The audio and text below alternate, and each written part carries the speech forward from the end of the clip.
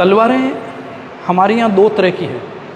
पहली तलवारें राजपूत कालीन जितनी भी तलवारें हैं उनमें आप देखेंगे दोनों तरफ इसमें धार है, तो इसको कहते हैं खांडा। ये जितनी भी है ये सब ओरिजिनल अलग अलग राजाओं की तलवारें हैं, और उन सब राजाओं का इन तलवारों के ऊपर अगर आप देखें कईयों का तो नाम लिखा हुआ है। तो ये सब तलवारें युद्ध लड़ने के काम में आती थी, शादियों में सेरेमोनियल तलवार नहीं है। तो ये राजपूत कालीन जितनी भी तलवारें हैं वो सब आपको हेवी तलवारें देखने को मिलेगी।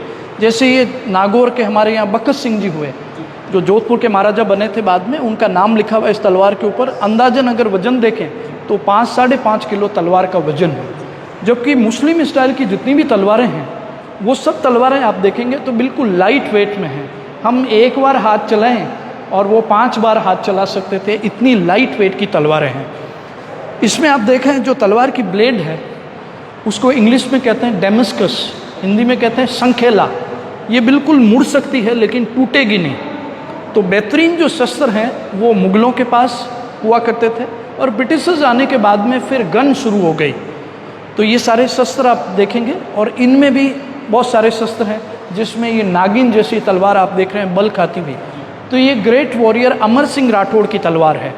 अमर सिंह जोधपुर के राजकुमार थे, बाद में नागौर के शासक बने, जिन्होंने मुग़ल बादशाह शाहजहाँ के सगे साले सलाबत खान को अपनी कटार के एक ही वार से उन्होंने मार दिया।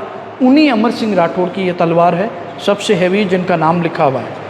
ये लगभग 13-14 साल की उम्र में जब वॉर की ट्रेनिंग दी जाती थी उस टाइम में बच्चों को आर्मर पहनाए जाते थे। ये आप बख्तर देख रहे हैं, उस वक्त में छोटे बच्चे का एक बख्तर है, उनको ट्रेनिंग के तौर पर जब ट्रेनिंग दी जाती उस टाइम पहनाया जाता, कमर के लिए, हाथों के लिए, चेस्ट एंड बैक साइड के लिए एज ए हेलमेट। और वो दोनों देख रहे हैं आप, ढाल है जो तलवार का वॉर बचाने के लिए काम में आती है। इसी तरह आप देखेंगे कटार। ये जो कटार आप देख रहे हैं इसमें इसको पकड़कर पेट में मारने से, खींचकर बाहर निकालने से कैंची की तरह खुल जाती थी इस तरह से।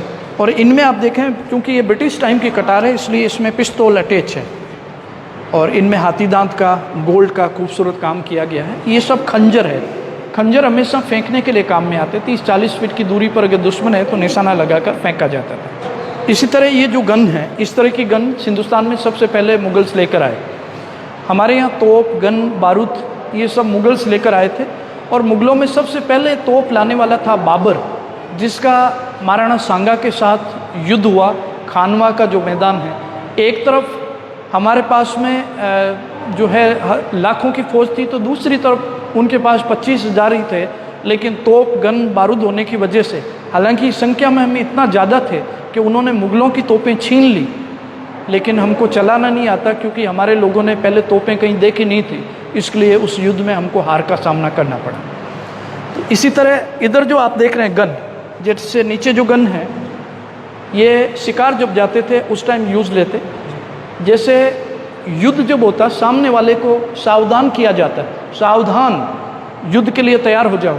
तो शिकार भी जब जाते थे शेर का शिकार करने के लिए, उनको पहले वार्निंग दी जाती थी, इस गन से फायर नहीं होता, ये सिर्फ आवाज़ के लिए है, ज़ोर से धमाका होता। उनको मौका दिया जाता था भागने का, उसके बाद शिकार किया जाता भागते हुए का। इसी तरह दूसरे जो शस्त्र है, इसमें ये जो शस्त्र आप देख रहे हैं इसको तीर के साथ बांधकर निशाना लगाकर छोड़ा जाता। तीर नहीं लगता, लेकिन ये दुश्मन के सीधा पेट में घुसता। तीर नहीं लगता, ये लग जाता है, इसलिए इसको कहते हैं तुक्का। हमारे यहाँ कहावत है, लगा तो तीर नहीं तो तुक्का। तीर नहीं तो तुक्का सही, तुक्का लगाया तो ये तुक्का है जो आप देख रहे हैं। ये सुबह के टाइम में जब महाराजा बरबन के लिए जाते हैं उस टाइम ये छड़ी उनके पास में रहती है, ये गुप्ती है। 2 नंबर पार्ट इसके ऊपर की तरफ छुपाया हुआ शस्त्र है, छड़ी के साथ छुपाया हुआ शस्त्र गुप्ती। इसमें 3 चीज़ें हैं, छुरा, पिस्तौल और गुप्ती। ये वाला पार्ट इसके नीचे की तरफ छुपाया हुआ रहता था। इधर आप देख रहे हैं भाले, शिकार के लिए यूज़ आते हैं। राजा घोड़े पे हैं, दुश्मन अगर हाथी के ऊपर है तो उनके लिए भाले यूज़ आते हैं। ऊपर आप देख रहे हैं ये भाले की जो नोक है ये, और बैम्बू या चांदी का काम किया हुआ इसमें अंदर।